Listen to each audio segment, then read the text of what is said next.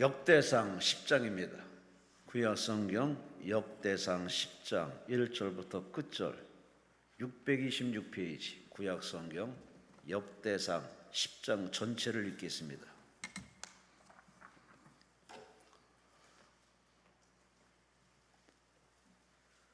역대상 10장 1절부터 14절까지 우리 함께 말씀을 합독하십니다. 블레셋 사람들과 이스라엘이 싸우더니 이스라엘 사람들이 블레셋 사람들 앞에서 도망하다가 길보아 산에서 죽임을 당하여 엎드러진지라. 블레셋 사람들이 사울과 그 아들들을 추격하여 블레셋 사람들이 사울의 아들 요나단과 아비나답과 말기수아를 죽이고 사울을 맹렬히 치며 활 쏘는 자들과 사울에게 따라 미치매 사울이 그 쏘는 자로 말미암아 심히 다급하여 사울이 자기의 무기를 가진 자에게 이르되 너는 칼을 빼어 그것으로 나를 찌르라. 할례 받지 못한 자들이 와서 나를 욕되게 할까 두려워하노라.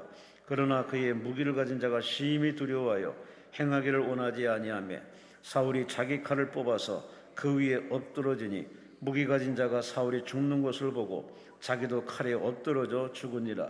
이와 같이 사울과 그의 세 아들과 그 온 집안이 함께 죽으니라. 골짜기 있는 모든 이스라엘 사람이 그들의 도망한 것과 사울과 그의 아들들이 다 죽은 것을 보고 그 성읍들을 버리고 도망하며 블레셋 사람들이 와서 거기에 거주하니라.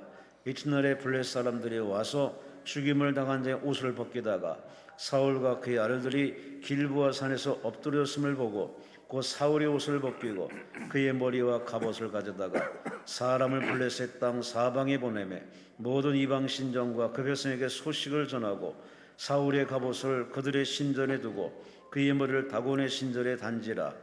길르앗 야베스 모든 사람이 블레셋 사람들이 사울에게 행한 모든 일을 듣고 용사들이 다 일어나서 사울의 시체와 그의 아들들의 시체를 거두어 야베스로 가져다가 그곳 상수리 나무 아래에 그 해골을 장사하고 7일간 금식하였더라.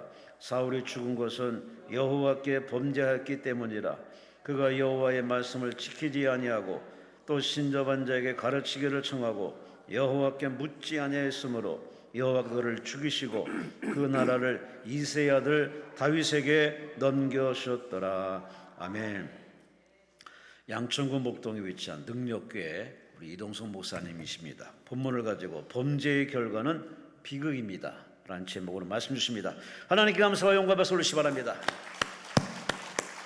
사랑 많으신 전능하신 아버지, 매우 살기 어려운 데 살고 있습니다. 왜 우리에게 이런 힘들이 생겼을까? 왜 가정 속에 힘들이 생겼으며 왜 생업에 어려움이 왔으며 왜 나라에 어려움이 왔을까? 말씀을 통해 우리 들으면서 다시 한번 축복의 주인공이 될지언정 비극의 장본이 되지 않도록 축복하여 주시옵소서. 들을 수 있는 영적 귀를 주시고 열린 마음을 주시며 저에게 올바른 전할 수 있는 올바른 입을 허락하여 예수님의 이름으로 기도합니다. 아멘. 할렐루야. 대부분들 성경책은 안 펴네요. 자막은 지나가기 때문에 별 의미가 없어요. 여러분, 성경에 다 있으니까 성경을 꼭 피셔야 합니다. 역대상 10장을 펴놓으시고 오늘 보니까 우리 부르는 찬송들이 보니까 보혈 찬송이 많던데 보혈 찬송 능력이 있습니다. 아멘. 오늘 찬송하면서 여러분과 저희 죄의 허물을 주님이 씻을 줄로 믿으면서 찬송가 254장 내 주의 보혈은 정하고 정하다 찬송하시 여러분.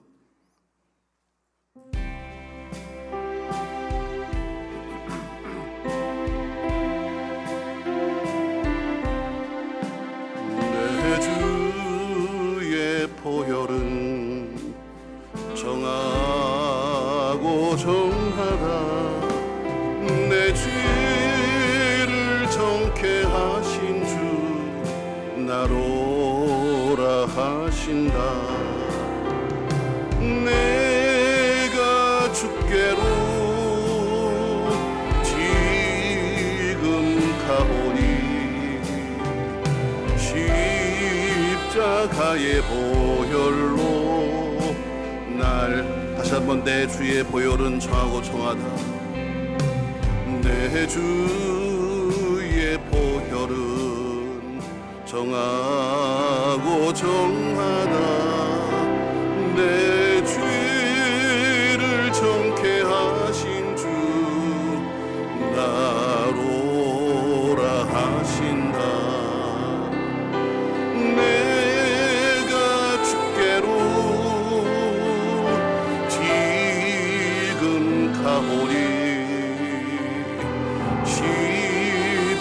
십자가의 보혈로 날씨 약하고 취해도 약하고 추해도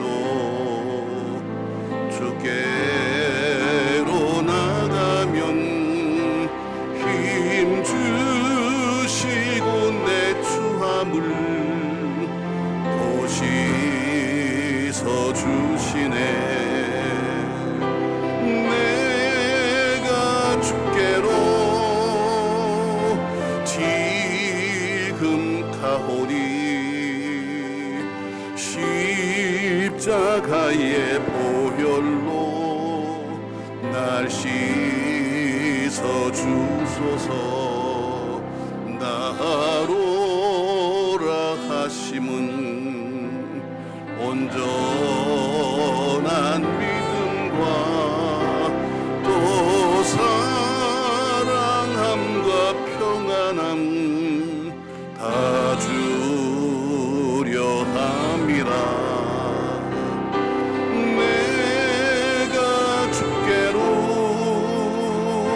지금 가오니 십자가의 보혈로 날 씻어 주소서. 큰 죄인 복받아 살 길을 얻었네. 한없이 넓고 큰 은혜 베풀어 주소서. 내가 주께로 지금 가오니 십자가의 보혈로 날 씻어 주소서. 그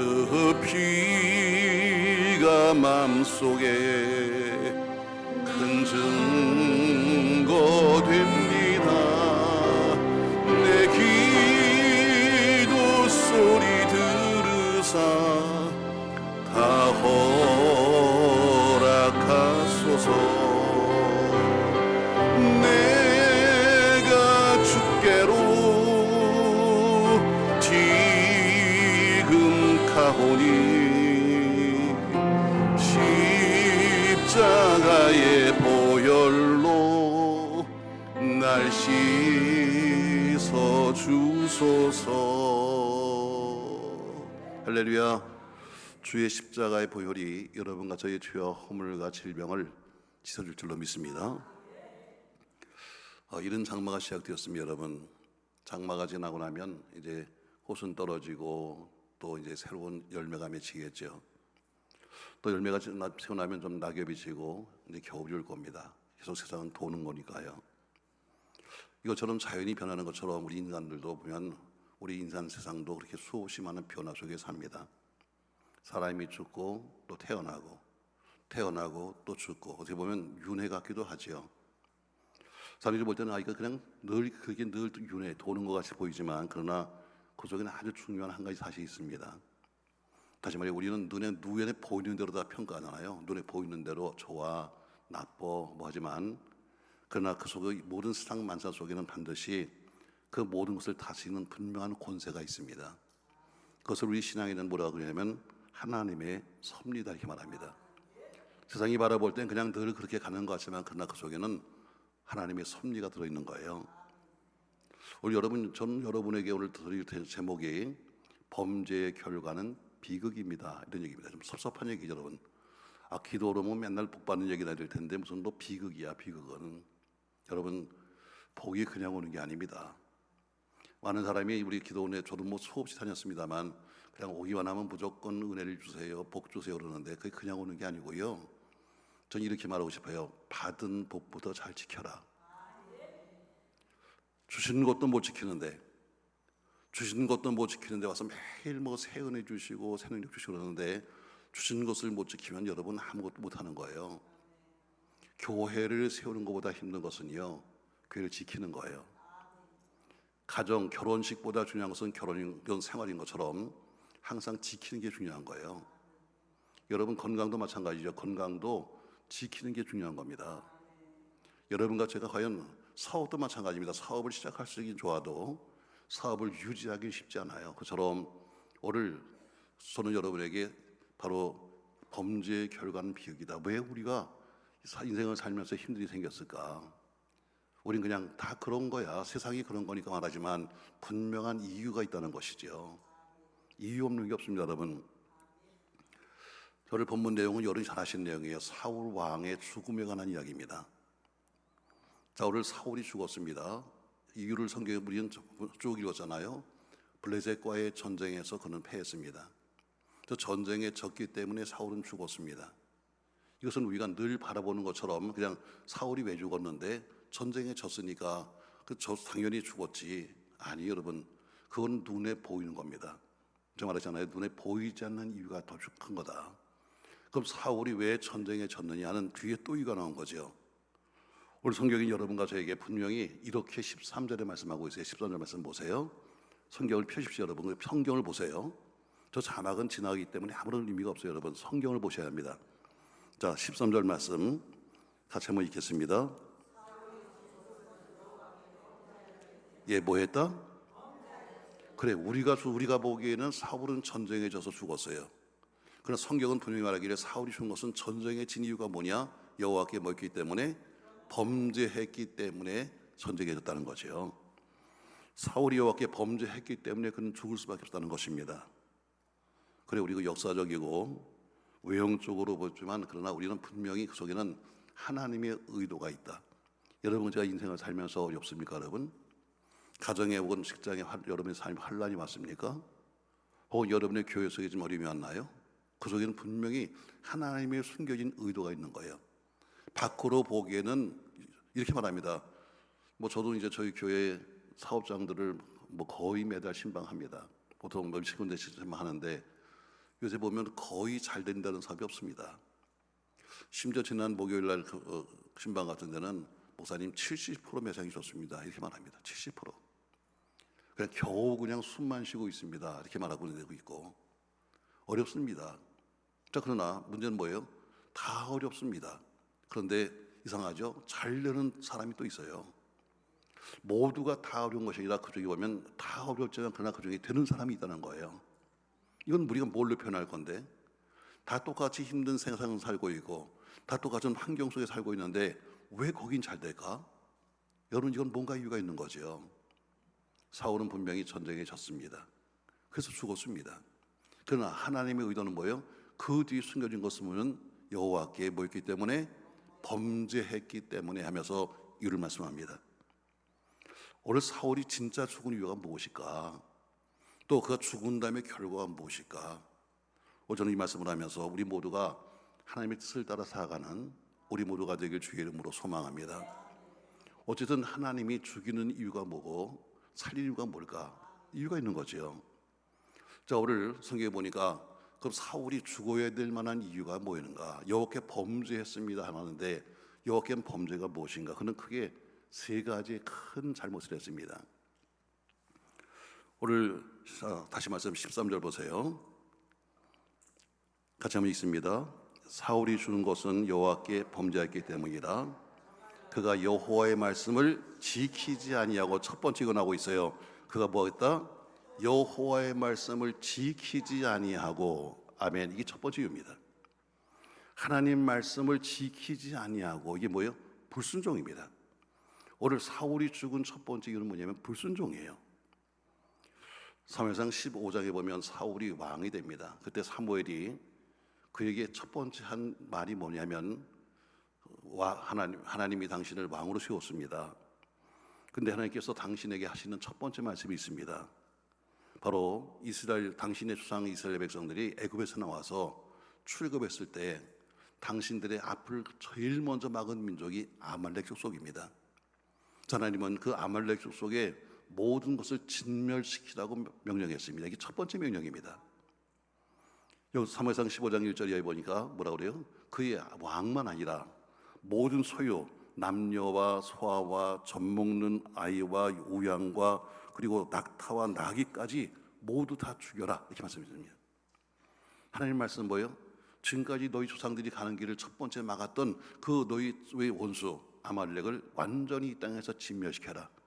소유도 남기지 마라 했습니다. 이건 하나님의 명령입니다. 그런데 고대의 사무엘상 15장 7절 이하에 가면은 사울이 전쟁에서 그 아말렉과 싸워서 이깁니다. 이긴 다음에 왕을 사로잡아 옵니다. 그리고 쓸모없고 가치없는 것들은 죽였지만 그러나 좋은 것들, 좋은 양, 기름진 것, 어린 양, 좋은 것은 그대로 끌고 옵니다. 그리고 인마이 포켓합니다. 뭐 여러 가지 이유가 있겠지만 그러나 어떻게 결과적으로 자기 주머니 수한 거예요. 사울은 자기 임의대로 자기 생각이 있었겠죠. 내가 무슨 생각이 있으니까 하나님은 하지 마라 했지만 뭔가 생각이 있으니까 아말렉 왕을 죽이지 아니하고 사로잡아왔고 좋은 가축은 죽이지 않고 남겨두었습니다. 또 사무엘상 22장에 가면은 그가 다윗 왕을 도와주었던 제사장들을 학살합니다. 하나님의 종을 왕이 학살한 거예요. 또 여호수아 때 여호수아가 전쟁에서 승리하고 쭉 가는데 기브온 사람이 찾아옵니다. 그들이 보니까 야, 저 이스라엘 백성과 싸워서 안 되겠네 해서 변장하고 나타나죠. 일부러 멀리서 온 것처럼 옷은 다 떨어지게 입고 그리고 곰팡이 있은 그리고 떡을 들고 와서 우리가 이렇게 멀리서부터 왔습니다 하면서 우리가 당신을 잘 섬길 테니까 우리 살려주세요 해서 화친을 맺습니다.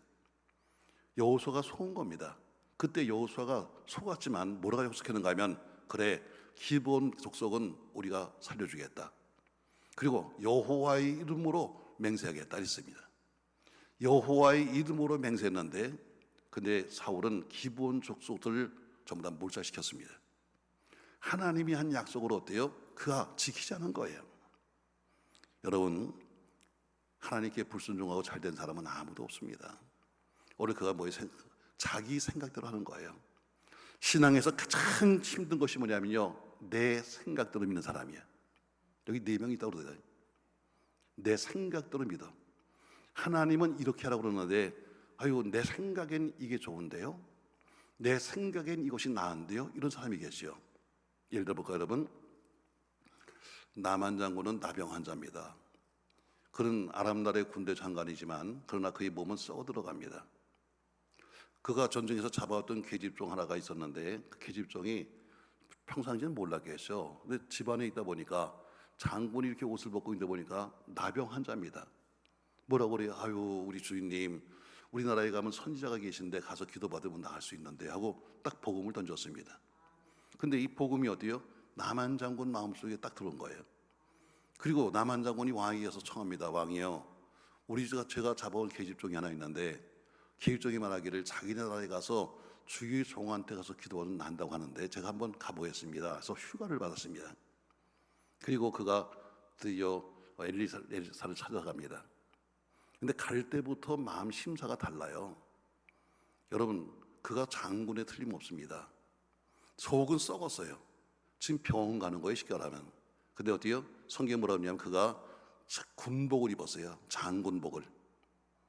여러분 아무리 별을 달아도 여러분 병원에 가는 사람이 군복 입고 가는 사람 봤어? 총 차고? 그건 미친 사람이죠.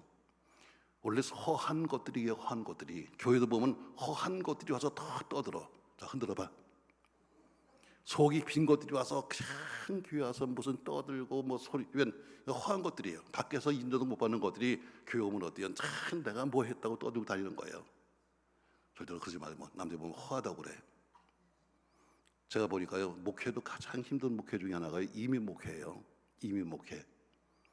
이민 목회 가면 뭐가 힘든가 하면요 특별히 이민 목회에서도 어디가 제일 힘드냐면 옛날에 여기 한국 전쟁 때 계시다가 미국으로 이민 가신 분들 계세요. 미군들하고 결혼해서 그 동네 가면요 정말 목사님을 잘 섬깁니다. 그냥 우리 목사님 그냥 이거예요. 한 번 뒤집어지면요 금방 쫓겨나는 정도가 아닙니다 여러분. 왜? 그들은 어디 가도 인정을 못 받아요. 분명히 미국 남편이 있고 미국 시민권자지만 어때요? 남편도 무시해. 외국 사람 말이 안 통해. 같이 살면서도 자식도 인정을 안 해. 자식도 내 엄마 때문에 내가 이렇게 살면서 구원받아. 어디 가서 술자리가 없는 거예요. 그런데 교회만 오면 왕이야. 그러니까 교회 와서 어때요? 뒤집고 다니는 거예요. 그런 사람이 몇몇 있어요. 그래서 그 이미 목회 중에서 세림대가 바로 기지촌 목회예요. 어때요? 오늘도 남한자 군이 어때요? 지금 병원 가는 거예요. 고치러 가는데 그가 군복을 입고 군대를 건져요. 군대를 건드리고. 우리 교인도 이대병원 원장인데요. 세상에 내가 이대병원에 그 신방 가면서 거기다가 폼 잡고 막 여러분 군대까지 걸어가면 되겠어요, 여러분? 안 되죠. 만보가 달라요. 자, 그리고 가서도 어때요? 가서도 결국 자기한테 얼굴을 보이지 않는 엘사를 생각하면서 화가 나서 돌아갑니다.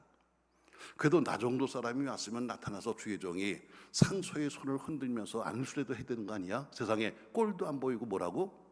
요단강에서 씻고 가라고 하면서 화를 냅니다.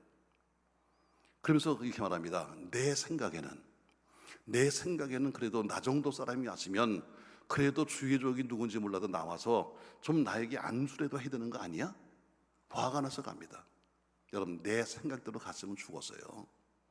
신앙생활에 가장 무서운 게 뭐예요? 내 생각이에요. 어떤 분이 묻습니다. 목사님, 하나님의 뜻이 무엇일까요? 간단해요. 내 뜻이 빠지면 남는 게 하나님 뜻이다. 내 뜻이 빠지면 남는 게 하나님 뜻이에요. 근데 우리는 다 내 뜻을 가지고 있어서 내 뜻대로 하나님이 와주길 바라는 거예요. 오늘 결국 사울이 뭐예요? 하나님의 말씀에 불순종한 것, 이것이 바로 그의 첫 번째 죄였어요. 외형상으로 보면 여러 가지 이유가 있고 상황이 있다 할지라도 그러나 그 속에는 하나님의 섭리가 있고 하나님의 훈련이 있고 때로는 연단도 있는 거예요. 잠언서에 말합니다. 불순종하는 자에게는 자식이 번성하지 못한다 이렇게 말합니다. 참된 안식이 없다 이렇게 말하죠. 계속되는 불운에 빠진다고 말씀하고 있습니다. 여러분, 결국 주의 손가락을 받으면서 자신만 아니라 모든 사람에게 해를 끼치는 겁니다. 우리 모두가 순종하며 사시기 바랍니다. 우리 성경은 복받는 비결을 두 가지 말하고 있어요. 순종과 복종이에요. 순종은 뭐예요? 순종은 내가 이해가 되는 거예요. 아, 맞아. 맞네. 그래서 맞으니까 하는 것은 순종한다고 그래요. 복종은 뭐냐면 내 생각은 도저히 안 맞는 거야. 그래도 안 맞지만 하나님이 하라고 하는 것은 복종이에요. 성경이 여러분과 저에게 두 가지를 말합니다. 순종과 복종. 아멘. 근데 우리는 순종까지는 해요. 근데 어떻게 복종은 못하지. 왜? 난 이해가 안 되니까. 내 생각과 다르니까. 지금은 세월이 많이 갔습니다만 과거에 이제 우리가 같이 이렇게 모이는 모임에서 같이 한번 전도합시다 했어요. 그래서 그때 뭐 여러 목사님들이 모였는데 같이 모여서 우리 한번 다 똑같이 교회에다가 포스터를 붙이고 프랑카드 붙이고 한번 1년 동안 열심히 전도합시다 그랬어요. 그래서 전도 그때 장경동 목사님이 거기 있다가 그럼 표를 정합시다. 워낙 또 그분이 또 웃기잖아. 표를 정합시다 하더니 표를 냈어요. 전도하자, 못하면 애기 낳자. 확실하죠? 그랬더니 또 옆에 있던 또 다른 사람이 이렇게 말합니다. 아, 이 방 쓰는 거 하나 더 씁시다. 그래서 이렇게 정했습니다. 전도하자, 못하면 애기 낳자. 이방 낳는 거 쌍둥이 낳자. 여러분, 안 되면 그냥 애리도 낳아요. 그럼 그것부터 부흥되는 거야. 자, 그걸 갖다 교회에다 붙였어요. 붙이고 우리가 기도하는데 어떤 교회는 또 시험 들었어. 목사님, 저기 몇 장 몇 절이에요? 별짓을 다 해. 오직 답답하면 저걸 붙였겠냐. 오직 답답하면. 근데 신기한 건요, 그해 11월 달에 쌍둥이가 나오는 거야. 쌍둥이 납니다, 여러분. 자, 쌍둥이 난 건 좋은데 말이죠. 저희 교회 그때 권 집사님이 남편이 소방관이에요. 근데 소방관이 어쨌든 뭐 과거에도 그렇고 지금도 좀 위험한 직업이잖아요. 외아들입니다. 그 딸이, 그 큰애가 딸인데 아주 이뻐요. 근데 그 권 집사는 그 시댁만 갔다 오면 스트레스 받고 오는 거예요. 야, 네 애비가 소방관이 돼가지고 매일 위험한데 자식도 하나 제대로 못 낳아가지고 딸밖에 없냐? 아들 좀 낳아. 이게 매일 쓰러니까 스트레스 받아가 있는데 그 집이 쌍둥이를 낳잖아. 딸 쌍둥이. 딸 쌍둥이 난 거예요. 그 나보고 책임을 지래. 목사님 책임지래. 목사님이 저걸 써주는 바람에 세상에 딸 쌍둥이를 낳아버렸으니 이제 나는 어떻게 살려는 거예요. 내가 어떻게 책임을 지겠어. 그래서 내가 그럼 규정을 좀 보내줄까요? 아니면 우율본에 가요. 그러니까 그런 건 다 있대. 그들이 저보고 그럽니다. 목사님, 그러면 그냥 좋은 이름 하나 줘달래요. 그래서 내가 즉시 줬어. 즉시. 그 즉시를 준 게 뭐냐면 이렇게 합시다. 성경에 보니까 가장 복받는 별은 순종과 복종이에요. 그러니까 큰 애 이름은 순복이, 작은 애 이름은 복순이. 얼마나 좋아. 순종하고 복종하고 순종. 제가 어디 교회 가서 이 얘기 했더니요, 어떤 분이 밥 산다고 왔어요. 그 사람이 순복이더라고. 항상 교회에서 놀림 당했대. 아유, 너는 이름이 그래 창이, 아유, 순복이가 뭐냐 세상에. 아이고, 그랬는데 그렇게 좋은 이름인지 몰랐다는 거예요. 밥도 먹었죠. 66권 속에 가장 복받는 비결은 뭐냐면 내 생각은 없어요. 그분 말씀하시면 아멘하고 순종, 이해가 안 되면 복종. 순종과 복종이에요. 오늘 사울이 죽은 이유가 뭐냐? 여호와께 뭐했다? 불순종했기 때문에. 내 생각에는 왜 죽여요? 저 좋은 것들을 왜 죽입니까? 그냥 뒀다 쓰지. 아니면 좀 내가 좀 갖지, 나눠 먹지. 여러분, 내 생각이 가장 위험한 거예요. 목회도 마찬가지로 내 생각이 가장 위험해요. 하나님의 뜻대로 가야죠. 아멘. 오늘 첫 번째 이유가 뭐예요? 불순종 때문에 죽었다는 거예요. 자, 그럼 두 번째 이유가 뭘까? 다시 13절 말씀 보세요. 성경이 답이, 여러분 성경을 보세요. 같이 13절 있습니다. 사울이 죽은 것은 여호와께 범죄했기 때문이라. 그가 여호와의 말씀을 지키지 아니하고 또 신접한 자에게 가르치기를 정하고. 두 번째 이건 합니다. 신접한 자에게 가르침을 정했다. 이게 뭐예요? 불경건입니다. 불경건. 사울이 죽은 두 번째 이거 뭐냐면은 신접한 이를 찾아가서 어때요? 그 여인을 통해서 가르침을 받겠다는 거예요. 사무엘상 28장에 보면요, 사울이 블레셋과 더불어 전쟁하는데 여러 가지 상황이 안 좋았어요. 그러니까 사울이 이거 어떻게 하면 좋은가, 사무엘은 죽고 어떻게 하면 좋은가 하다가 그가 신하들을 불러서 말합니다. 너희가 나를 위해서 무당을 찾아라, 신접한 이를 찾아라. 그랬더니 예, 저기 엔돌에 가면은 그런 여인이 하나 있습니다. 그래서 8절에 보니까 사울이 옷을 변장하고 신하들과 더불어서 그 무당을 찾아갑니다. 그래서 나를 위해서 신접한 수법으로 내가 원하는 사람을 좀 불러내라 하면서 죽은 사무엘을 불러달라고 말하고 있습니다. 블레셋과의 전쟁에 앞서서 두려우니까 사울이 한 것이 뭐냐면 무당을 찾아가서 전쟁에 승패를 묻는 거예요. 여러분, 사무엘상 28장 3절에 보면요, 사울이 믿음이 없다고요? 천만에요. 믿음이 참 좋았어요. 자, 사울이 얼마나 믿음이 좋았냐? 그가 왕 되고 나서 그가 나라 안에 있는 모든 무당들을 전부 다 제거시켰습니다. 자기 손으로 모든 무당을 다 제거시켰어요.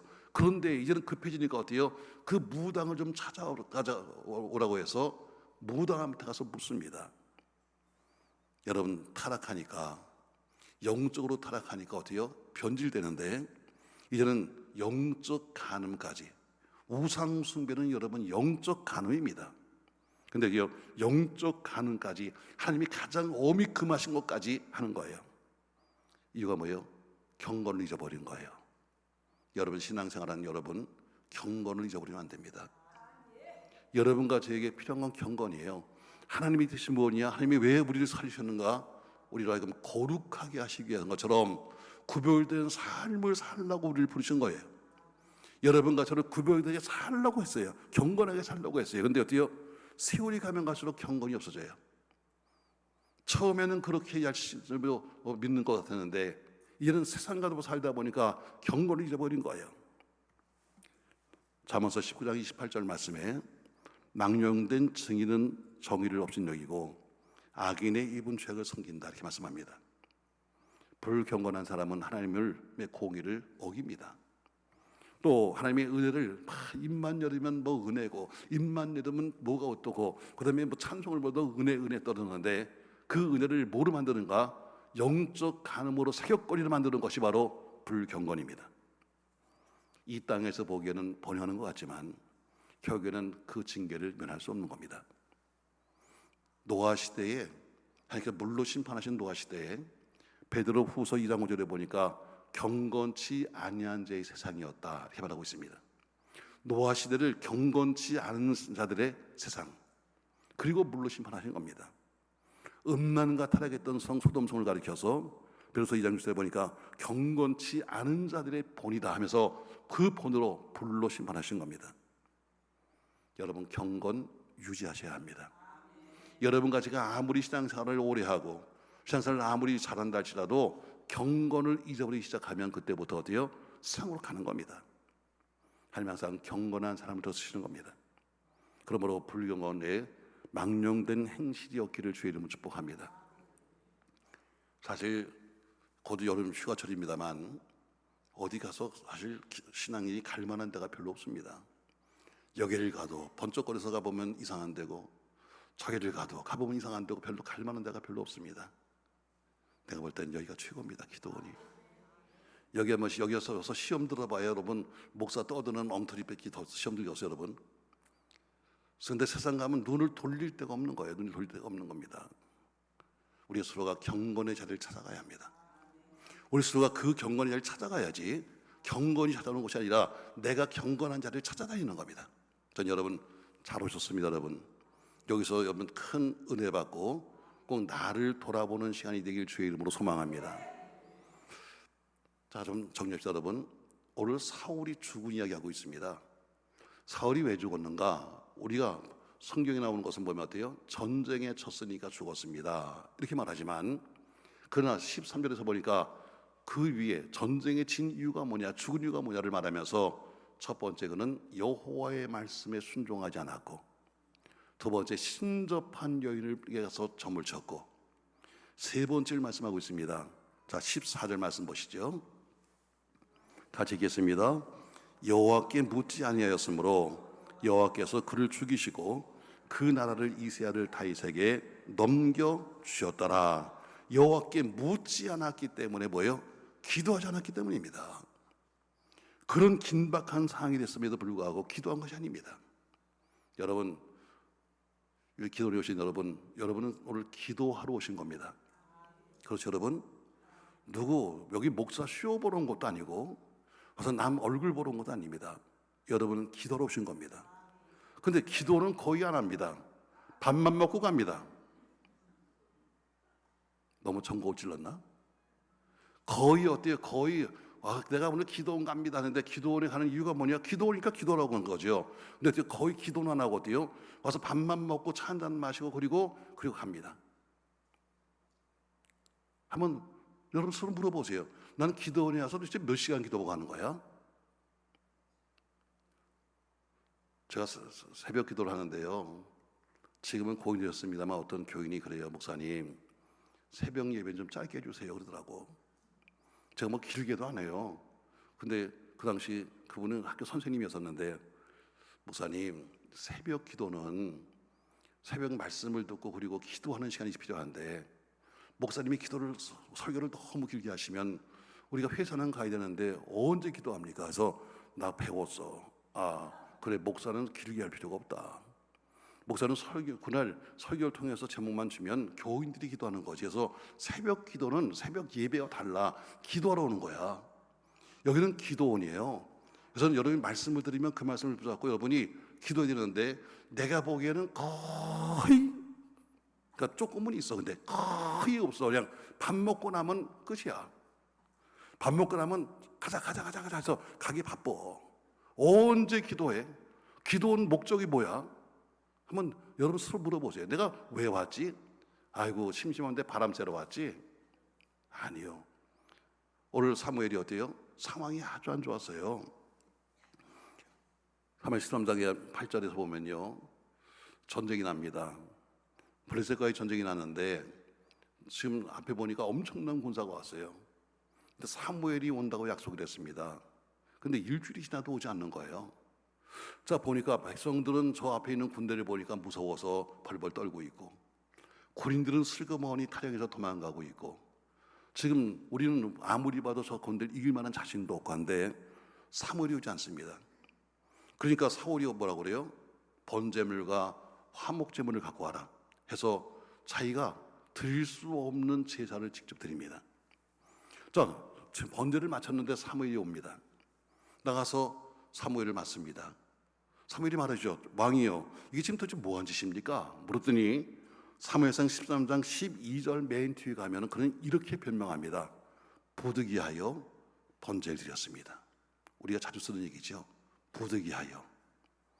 하고 싶지는 않는데 상황이 이렇기 때문에 부득이하여 제가 번제를 드렸습니다. 기원합니다. 부득이하여. 여러분, 그 왕이 어때요? 자기가 왕으로서 해야 될 일이 따로 있고 제사장할 일이 따로 있는데 그 선을 넘어서는 교만 때문입니다. 오늘 사울이 왜 죽었는가? 그는 영적 교만 때문에 죽었습니다. 무섭습니다, 여러분. 세상의 교만도 무섭지만 영적 교만은 더 무섭습니다. 여러분, 교만이 뭐예요? 우리가 마음이 있어야 세 가지가 매우 중요한데요. 마음 속에서만 교만해. 밖으로 안 보여. 근데 마음 속으로만 교만한 것을 가리켜서 자만이라고 해서 자만. 이건 전혀 밖으로 안 보입니다. 밖에서는 아멘, 아 예, 아 그럼요. 근데 속으로 놀고 있네.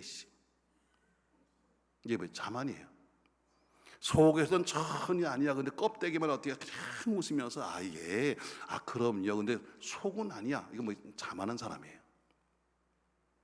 근데 이 자만이, 속에 있던 남에게 보이지 않던 이 자만이 조금 커지면 밖으로 보이게 교만이에요. 얼굴로 나타나고 말로 나타나고 행동으로 보이는 교만이에요. 교만이 커지면 뭐가 되냐? 오만이 돼요. 오만이 뭐냐면 하나님이 누구신데? 하나님이 누구신데 하면서 하나님까지 우습게 보는 오만으로 바뀌어요. 그러니까 만자 돌림이 별로 안 좋아요. 자만, 교만, 오만.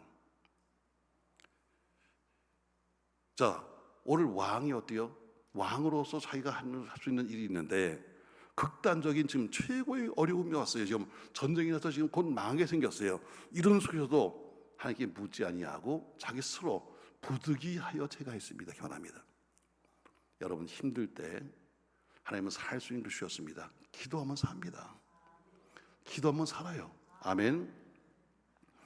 여러분, 여기는 기도하러 오신 자리니까 그냥 여러분 밥을 한 끼 못 먹더라도 기도하셔야 합니다. 하나님을 의지하지 않고 자기의 지혜, 자기의 능력, 자기만을 의지하는 것을 교만이라고 말합니다. 때문에 왕이 해서는 안 될, 제사장이 해야 될 일까지도 침해하는 큰 범죄를 저지른 겁니다. 저는 교회에서 이런 얘기를 자주 합니다. 지켜야 될 선이 있습니다. 선을 넘지 마십시오. 아멘하세요, 여러분. 선이 있는 거예요. 가정에서도 선이 있고 직장도 선이 있어요. 아무리 내가 직장 생활을 잘하는 사람이라 할지라도 내 윗사람과 나와는 선이 있는 거야. 이걸 넘어서면 어때요? 넘어서면 죽는 거야. 폼 잡으면서 내가 좀 잘났다고 떠들면 곧 잘려. 신앙도 마찬가지예요. 목사는 목사로서의 최하한 선이 있습니다. 목사는 그래도 최소한도 여기까지는 살아야 되는 목사로서의 최소한의 선이 있는데 이 선은 지켜야 합니다.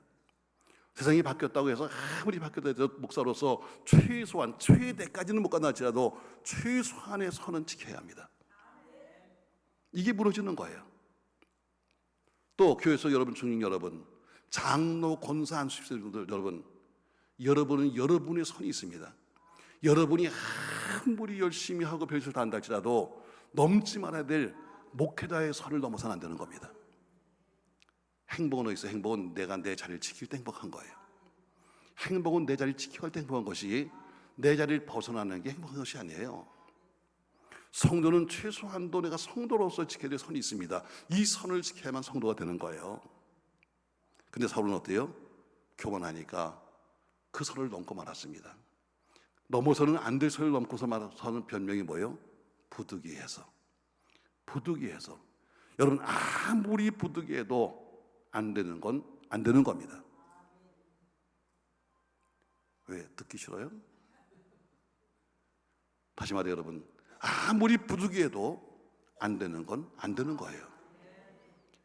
우리가 자주 쓰는 말이잖아요. 부득이해서 어쩔 수 없이 환경이 이러니까 나는 할 수 없이, 여러분 수없이 쓰는 말인데 오늘 사울이 지금 사는 얘기가 뭐예요? 내가 부득이해서. 교만한 사람은 결코 하나님을 의지하지 않습니다. 교만한 사람은 결코 하나님을 바라보지도 않습니다. 말로는 하나님 말하지만 그러나 지가 다 결정하고 지가 다 행합니다. 그리고 하나님을 마치 어디요? 동조하는 사람처럼 만들어서 하나님의 이름을 팔아먹습니다. 자, 제가 말을 정리해 볼게요. 여러분, 사울은 분명히 전쟁이라는 형식을 통해 죽었습니다. 그러나 실제적인 이유는 전쟁에 죽었던 이유가 뭐냐? 불순종과 불경건과 교만입니다. 아멘입니까, 여러분? 이건 제 얘기가 아닙니다, 여러분. 성경 속에 나오는 얘기죠. 이 세 가지 범죄는 사울을 파멸시키기에 충분했습니다. 저는 목회자니까 저희는 이제 지교회가 몇 개 있습니다. 그래서 지교회 목사님들 계시고 그러는데 한번 부흥회를 했어요. 지교회 목사를 모셔다가 강사로 썼어요. 별꼴을 다 하는 거야. 왜? 언제부터 지가 무슨 부흥회를 했다고 그렇게 다니면서 막 다리를 흔들어가면서 막 이러면서 내가 너 그만해. 제가 좀 심하게 너 그만해.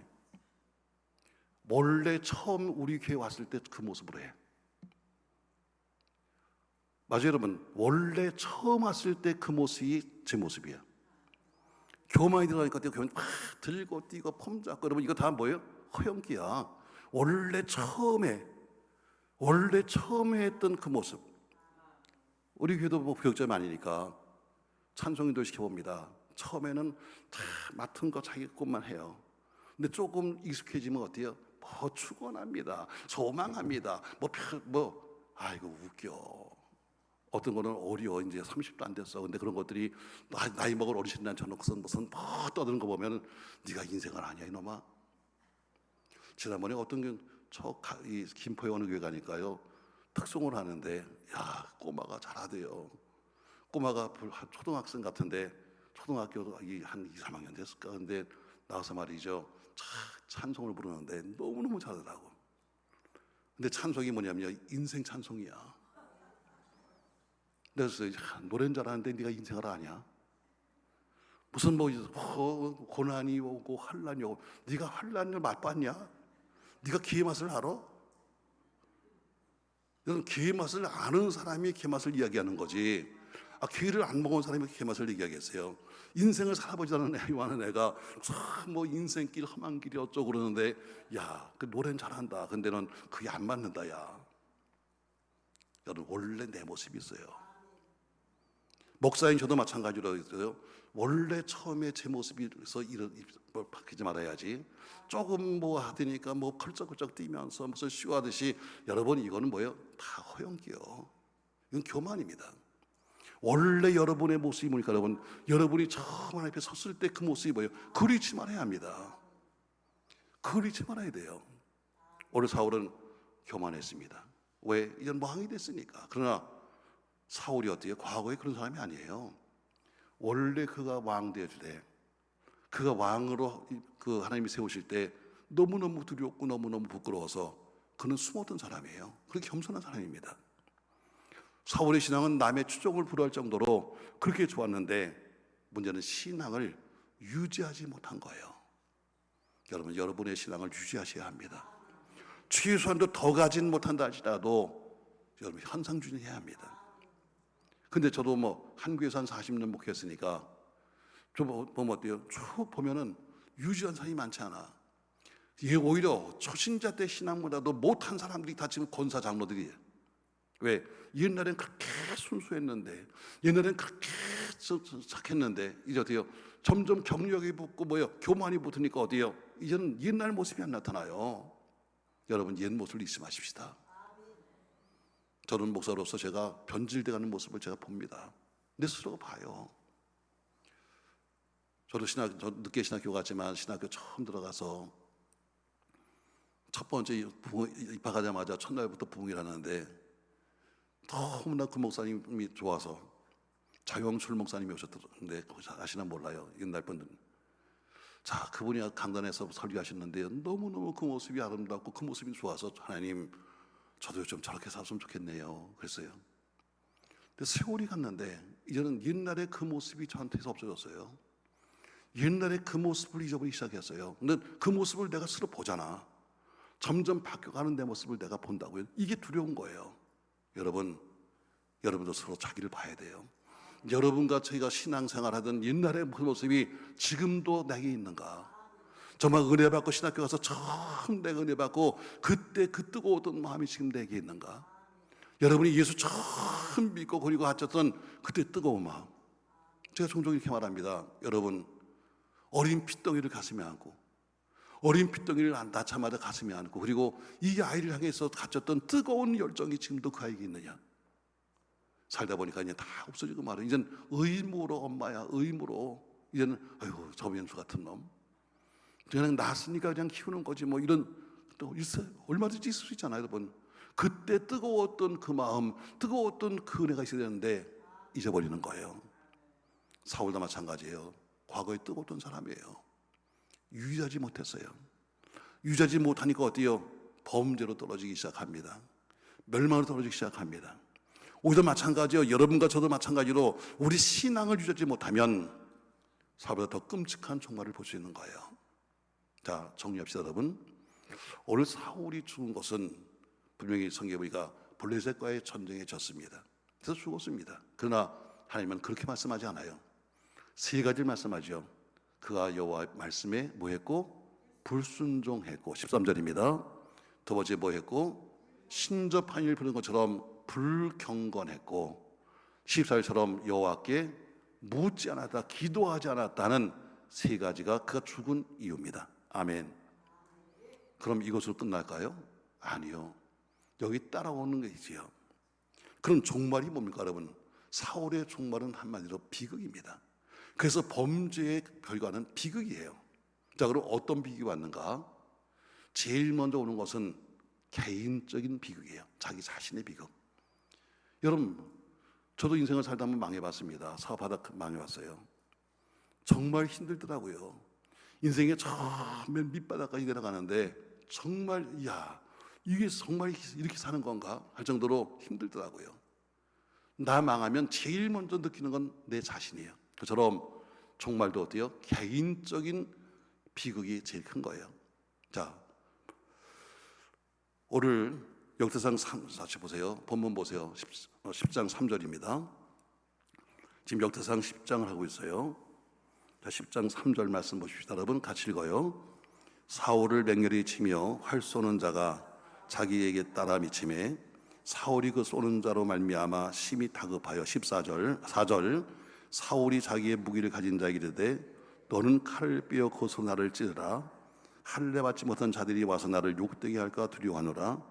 그러나 그의 무기를 가진 자가 심히 두려워하여 행하기를 원하지 아니하며 사울이 자기의 칼을 뽑아서 그 위에 엎드러지니 무기 가진 자가 사울이 죽는 것을 보고 자기도 칼에 엎드려 죽었다 했습니다. 자, 4절 말씀 보세요. 사울이 전투에서 패합니다. 또 활 쏘는 자에게 아마 활을 맞은 것 같아요. 그러니까 그가 지금 도저히 지금 안 되겠다 생각하니까 자기 종에게 뭐 하느냐?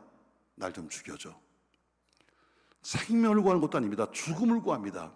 종에게 말하기를, 자기가 지금까지 거느리던 종에게 말하기를, 야, 그 칼로 날 좀 죽여달라. 이게 여러분 얼마나 비극입니까, 여러분? 지금까지 다스렸던 종에게 나를 좀 죽여달라고 하는 여러분 죽음을 구걸하는 사람이 뭐예요? 사울입니다. 결국엔 거절도 하니까 자기 스스로 자살하게 됩니다. 한 나라의 왕입니다. 그것도 기름 부음 받은 하나님의 왕, 세우신 왕입니다. 그 왕이 전쟁에 진 것도 지금 부끄러운데 스스로 자기가 목숨을 끊은 것이야말로 비극이었습니다. 여러분, 범죄하면 먼저 개인적인 비극이 오는 겁니다. 개인적으로. 또 그것으로 끝난 게 아닙니다. 여러분 9절 말씀 보세요. 더 큰 비극이 있습니다. 9절 말씀 같이 읽어요. 곧 사울이 옷을 벗기고 그의 머리와 갑옷을 가져다가 사람을 블레셋 땅 사방에 보내 모든 이방 신전과 그 백성에게 소식을 전하고 사울의 갑옷을 그들의 신전에 두고 그의 머리를 다곤의 신전에 달았다. 여러분, 이게 보통 문제예요? 자, 시체들이 쌓였습니다. 죽은 시체가 쌓였는데 와서 사람들이 어때요? 전리품도 가져가고 갑옷도 벗겨가고 와서 보다 보니까 사울이 죽은 게 발견됐어요. 야, 사울이 죽었다 해서 어때요? 사울 목을 빕니다. 몸을 가리가 찢어서 다 상인의 지방에 보내면서 사울 죽었다고 말하고 어때요? 그리고 그 사울의 갑옷과 그의 머리를 가지고 가서 어때요? 다곤 신전, 자기들 신전 앞에 두었다는, 야, 이게 보통 창피입니까 여러분? 죽음으로 끝나지 않았습니다. 죽은 이후의 시체는 이방의 조롱거리가 되었습니다. 다곤 신전 앞에 제물로 올라갔으니 이 수치야말로 말할 수 없는 겁니다. 사랑하는 성도 여러분, 우리가 범죄하면 먼저 개인적인 비극이 옵니다. 민수기 10장 30절에 보니까 고라가 모세에게 영적인 도전을 합니다. 그리고 땅이 입을 벌려서 고라를 삼켜버렸습니다. 사무엘 18장 14절에 보니까 아버지를 배신했던 압살롬 상수리나무에 매달린 채 창에 찔려 죽었습니다. 이런 게 9장에 보니까 이세벨은 죽은 시체를 개들이 와서 그의 피를 핥았습니다. 사무엘 1장 18절에 보니까 예수를 팔아먹었던 가룟 유다는 배가 터지고 창자가 나와서 죽었습니다. 이게 모두가 범죄한 자의 결과입니다. 범죄하면 반드시 개인적인 비극이 옵니다. 그래서 범죄는 하지 말아야 합니다. 아멘. 복 받는 게 문제가 아닙니다. 여러분, 가진 것을 잃으면 안 됩니다. 오늘 첫 번째 어때요? 개인적인 비극이 와요. 그래, 내가 죄를 지었으니까 그래 난 죽어 마땅하지. 맞아요. 근데 문제는 나만 죽는 게 아니에요. 그 다음에 보면 가정적인 비극이 생기기 시작해요. 내가 죄를 지면 나 하나로 끝나는 것이 아닙니다. 그 죄가 어때요? 가정까지 파탄시킨다는 거예요.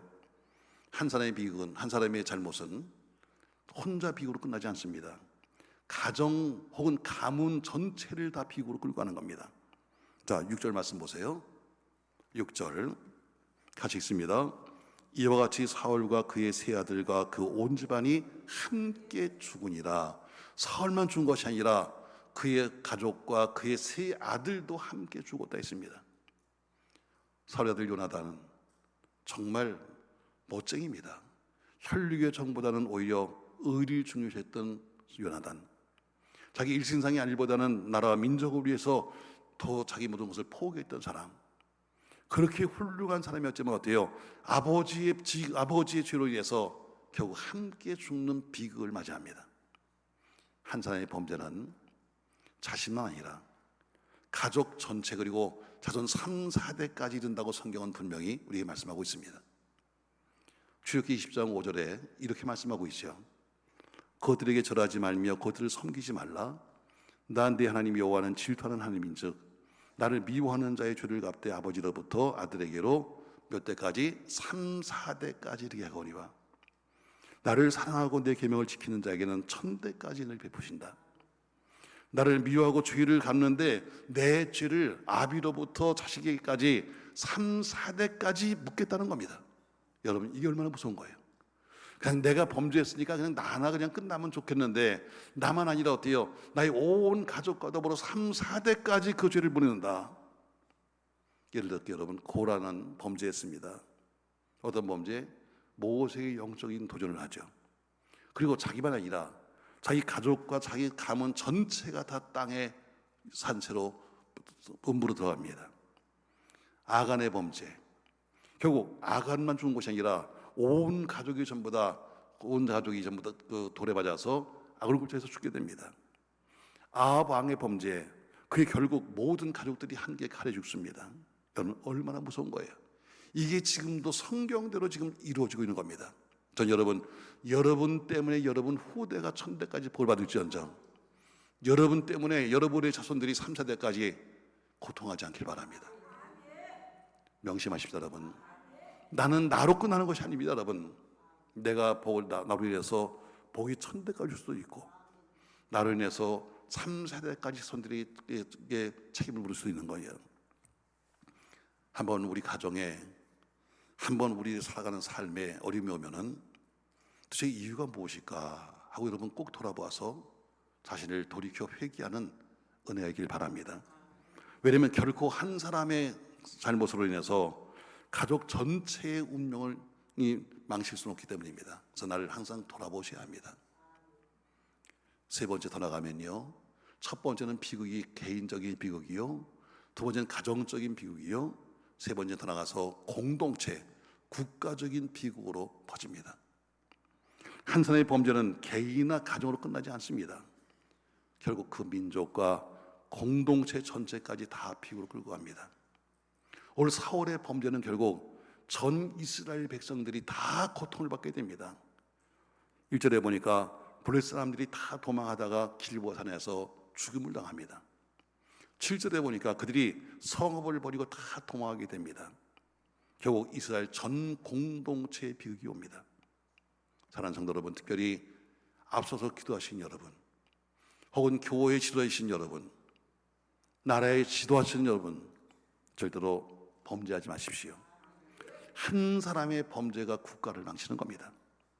한 사람의 범죄가, 한 사람의 교만이 교회 공동체 전체를 아프게 만드는 겁니다.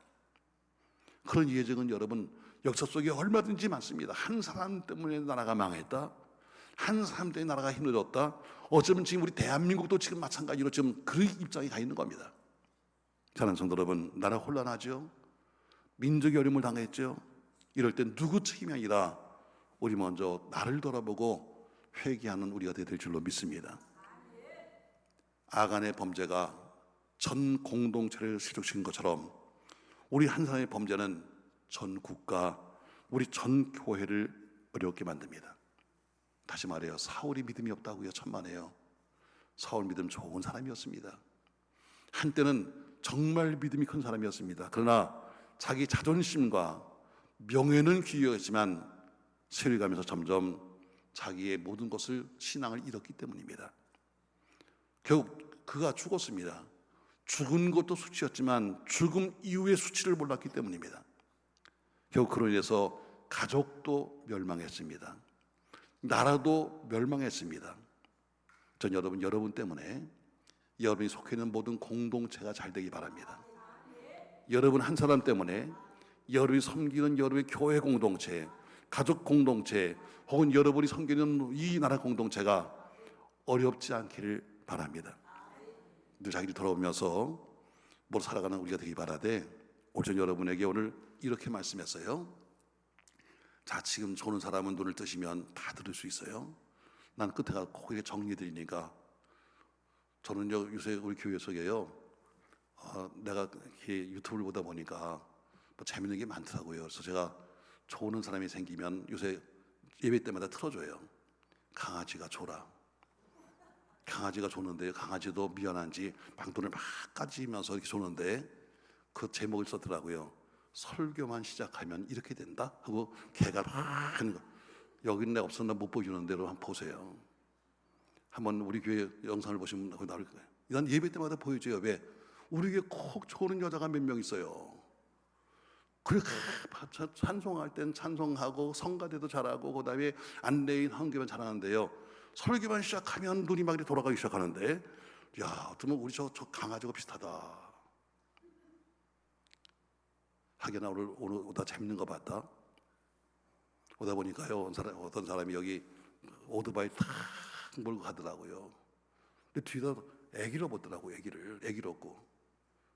그래서 야, 난 애기 없고 오토바이 타는 것도 처음 보니까, 또 그 오토바이 큰 건데.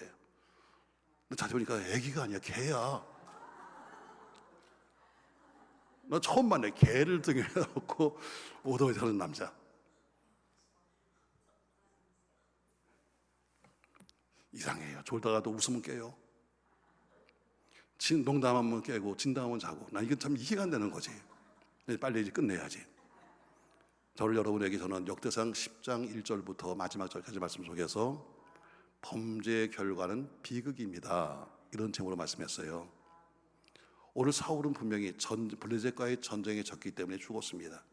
그러나 성경에는 뭐라고 그래요? 결론을 보니까 사울이 죽은 것은 여호와께 범죄했기 때문이다 하면서 범죄 이유를 전쟁에 진 것이 아니라 다른 말씀하고 있어요. 첫 번째, 그가 여호와께 하나님 말씀에 불순종했기 때문에. 두 번째가 신접한 이를 불러들이는 불경건했기 때문에. 세 번째, 그가 해서는 안 될 선을 넘는 교만했기 때문에. 이 세 가지 때문에 그는 죽었다, 이렇게 됩니다. 근데 죽은 것이 그냥 죽은 것으로 끝나지 않았습니다. 거기에 어때요? 비극이 따라오는데 첫 번째는 개인적인 비극, 사울의 죽음입니다. 개인적인 비극. 또 개인적인 죽음이 아니라 가서 목이 잘려가지고 다곤 신전에 갖다 놓는 이런 비극적인 인생을 마쳤습니다. 거기서 끝난 것이 아니라 그의 집안 전체가 다 한꺼번에 죽었다. 그렇게 믿음이 좋고 그렇게 정말 그 훌륭했던 요단까지 애비 때문에 같이 죽었다.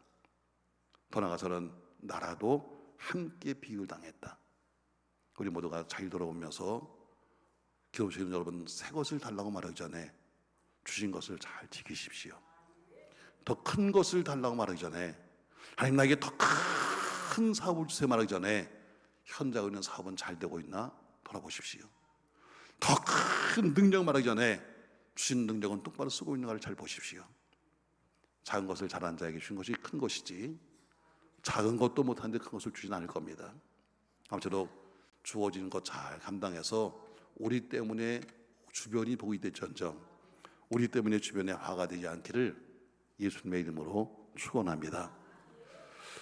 여러분이 잘하는 찬양, 예수 사랑하심은 가서 날 사랑하심, 이 찬양을 부르는데요, 문득 성령이 이렇게 말씀을 주셨습니다. 날 사랑하심, 날 사랑하셨는데 그래 나 한번 꼭 껴안아봐, 이런 말씀을 주셨어요.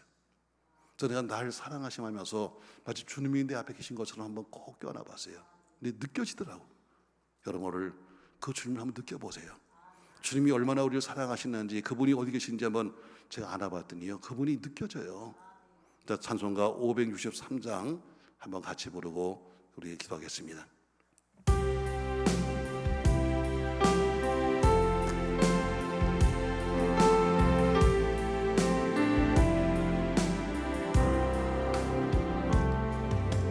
예수 사랑하심을 성경에서 배웠네.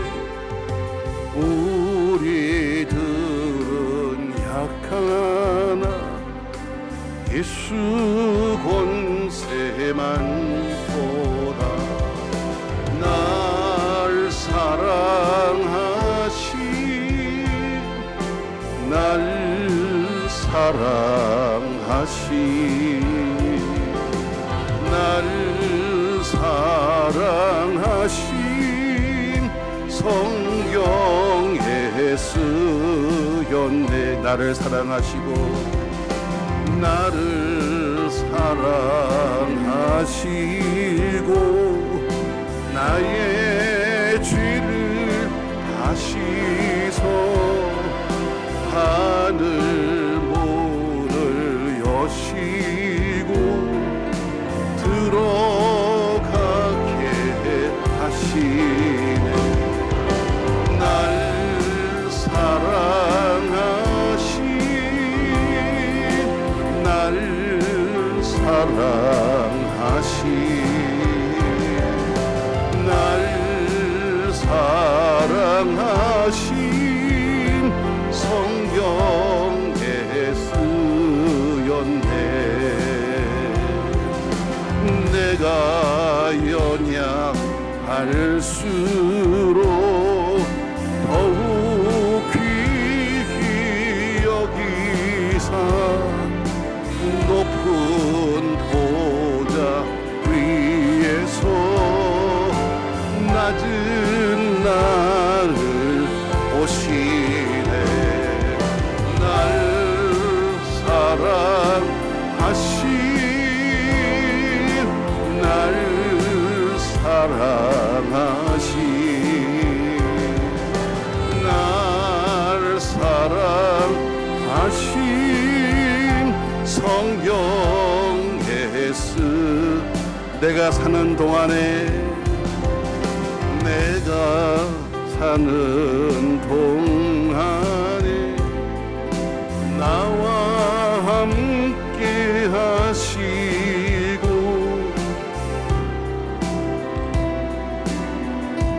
여러분 두 손을 한번 들어서 여러분 앞에 계신 주님을 한번 여러분 안아보세요. 그 주님이 여러분 앞에 지금 계실 겁니다. 날 사랑하심 날 주님을 한번 꼭 껴안아보세요. 여러분 앞에 계시다고요. 날 사랑하심, 성경에 날 사랑하심, 날 사랑하심, 날 사랑하심, 날 사랑하심, 성경 다시 한번 날 사랑하심 더 기억하고 안아보세요. 그분의 심령을 느껴보세요. 아멘. 날 사랑하심, 날 사랑하심, 성경에서 다 같이 우리 통성으로 기도합니다. 주여